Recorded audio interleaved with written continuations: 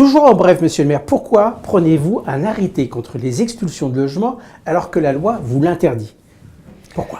Parce que les expulsions sans relogement, c'est pas humain. Dans une période où il y a des personnes qui connaissent de graves difficultés, qui n'ont pas d'argent et qui ne peuvent pas payer.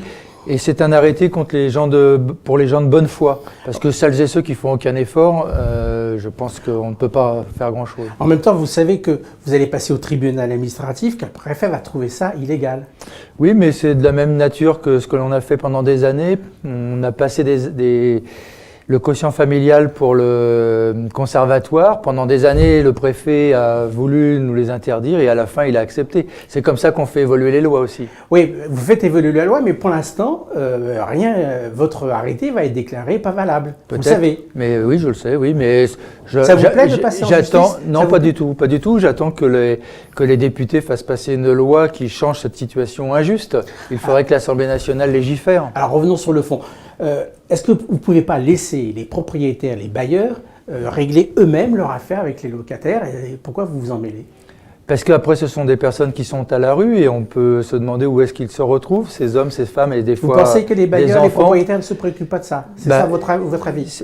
D'abord, ce n'est pas forcément leur problème. Ce que l'on demande, c'est que les gens soient relogés. Donc, peut-être qu'ils soient expulsés s'ils ne payent pas dans un domaine et ensuite relogés ailleurs, parce que sinon on se retrouve avec des personnes à la rue. C'est ça que l'on souhaite, c'est de la responsabilité de l'État, ce relogement. Alors, vous-même, vous l'avez dit rapidement, vous estimez aussi qu'il y a des locataires il n'y a pas d'autre solution que l'expulsion. Bien sûr, et donc là on laisse faire l'expulsion et c'est bien pour ça que notre arrêté a cette nuance.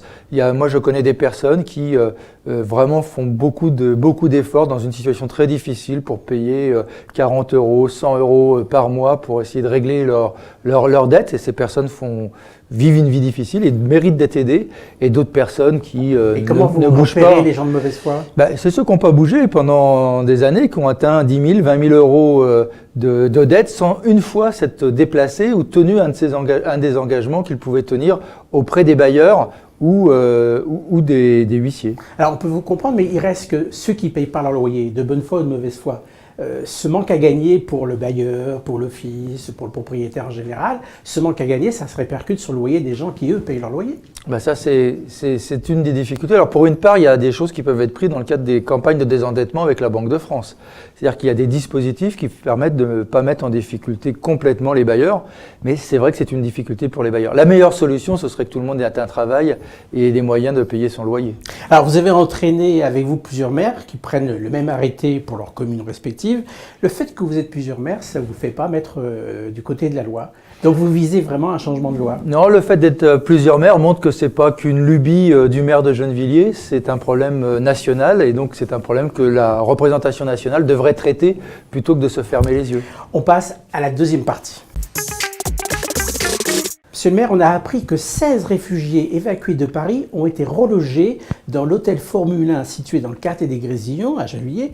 Par qui ont-ils été relogés à Gennevilliers et allez-vous leur souhaiter la bienvenue? Alors moi je dis bienvenue à tout homme et toute femme qui vient à Gennevilliers. Par contre je suis très en colère après la préfecture de Paris et des Hauts-de-Seine qui reloge à Gennevilliers dans un hôtel de tourisme. Les hôtels qui ont été construits ne sont pas des logements d'urgence et ce n'est pas des solutions décentes pour ces personnes. Où ils travaillent à des solutions pour les réfugiés, mais ils ne peuvent pas d'un côté nous dire on vous interdit à Gennevilliers pour des raisons de mixité sociale, des constructions de logements, des subventions, et de l'autre côté, à chaque fois qu'il y a des personnes en difficulté, de les reloger dans notre ville. Ils devraient s'attaquer au 16e qui refuse, le 16e qui, par son égoïsme de classe, refuse de recevoir des SDF.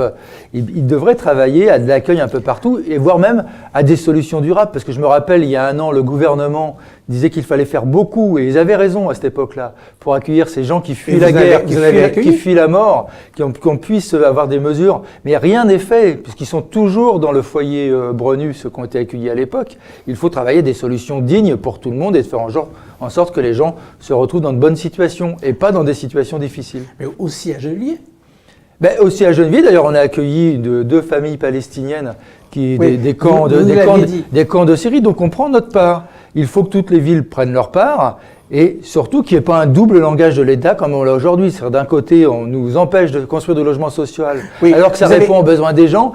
sous un prétexte de mixité, et de l'autre côté, on remplit les foyers que l'on veut diminuer de réfugiés et même les hôtels de tourisme. Alors vous dénoncez cette situation où vous êtes pris entre deux feux, interdire de construire de logement social et puis accepter de loger les réfugiés ici et d'autres. Ça montre surtout l'incohérence de la politique du gouvernement. Est-ce que vous n'avez pas le sentiment d'être le dindon d'une farce, d'une malheureuse farce? Moi personnellement, non. Par contre, je trouve que ce gouvernement n'a aucune logique, aucun respect des communes, voire même de sa propre parole. Il tient rien. Alors, qu'est-ce que vous allez faire? Est-ce que les réfugiés qui sont à l'hôtel resteront à l'hôtel Formule 1? De toute façon, on va pas les chasser. On va pas les chasser. Nous, le préfet s'est engagé à ce qu'il n'y reste que 15 jours. J'ai appelé aussi le directeur de l'hôtel Formule 1 pour lui dire que si on avait donné le permis de construire d'hôtels de tourisme, c'est pour avoir du tourisme, c'est pas pour avoir des logements d'urgence. Et donc, je regarde aussi quelles mesures je peux prendre contre ces directeurs d'hôtels qui, pour des raisons pécuniaires, acceptent ces demandes du 115 de Paris. Qu'est-ce qui va se passer dans 15 jours pour ces réfugiés-là? Ça, il faut la poser à l'État, je ne sais pas. On passe à la question de l'habitant. Une question, monsieur le maire, de Alem, du quartier des Grésillons.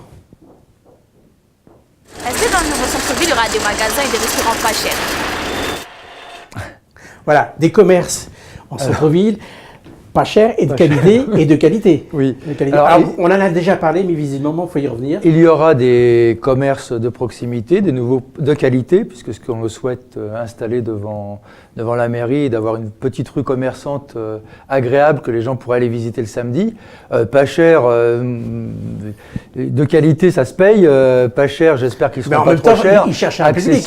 J'espère qu'ils seront accessibles aux habitants de Gennevilliers. Ça dépend des commerçants eux-mêmes. Et de toute façon, on trouve toujours ça trop cher. Est-ce qu'on connaît déjà des enseignes? Non, je sais qu'il est prévu une épicerie bio, il est prévu un fast-food mais de haut de gamme style Burger King, il est prévu un magasin où on trouve les babioles pour enfin moi j'appelle ça comme ça, je suis désolé, pour la maison, qu'on aime aller visiter de temps en temps et on achète un ou deux trucs pour décorer chez soi. Bon voilà, j'aimerais bien avoir un Nicolas, mais ça, il n'y a rien de sûr. Certains voudraient bien avoir... Il y aura des restaurants avec petite terrasse, ça c'est prévu. Bon, mais tout n'est pas monté encore. Et c'est pour quand ce centre-ville? La question qu'on vous a déjà posée, mais la date est peut-être plus précise. Normalement, on commence en fin d'année la construction du parking souterrain pour permettre justement l'accès à ces commerces. Et puis les constructions de logements sur le premier lot, parce qu'il y a 2 lots dans la construction du centre-ville. On espère en 2020 avoir fini les premiers lots avec les habitations et une partie des commerces. On arrête là, on se retrouve dans 2 semaines, toujours en bref, monsieur le maire.